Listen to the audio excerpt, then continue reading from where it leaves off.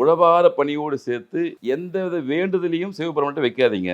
உங்கள பத்தி அனைத்தும் அறிந்தவன். ஆதியும் அந்தமும் அவர் கிடையாது. அனைத்துமே தெரிஞ்சவர். அது எனக்கு இந்த சங்கல்பம் தான் வேணும், இந்த கோரிக்கை வேணும், அந்த கோரிக்கை வேணும் ஸ்பெசிஃபிக்கா தயவு செய்து வைக்காதீர்கள். ப்ரே பண்ணக்கூடாது அன்னைக்கு. தேவையே இல்ல. அவருக்கு எல்லா விஷயமும் தெரியும். இறைவா உன்னுடைய அருள் வேண்டும்னு கேளுங்க. ஒரு அருள் கிடைச்சா எல்லா அருளும் கிடைச்சிரும். இவ்வளவுதான் விஷயம் கான்செப்ட். எனக்கு கார் வேணும், பங்களா வேணும் சொல்லிட்டு உங்களுடைய சேவைகளை சுருக்கிக்காதீங்க. இறையொருள் பெற்ற ஒரு நபரா இருந்தா என்ன நடக்கும்? எல்லாமே நடக்கும்ல.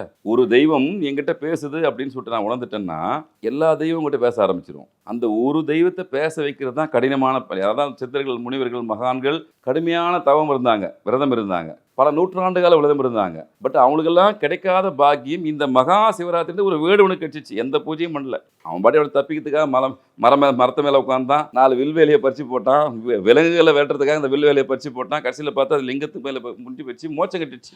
ரகங்கள் பலவிதம், ஒவ்வொன்றும் உலகத்தரம். தமிழக உற்பத்தியில் உங்கள் அனுஜ் டைல்ஸ்.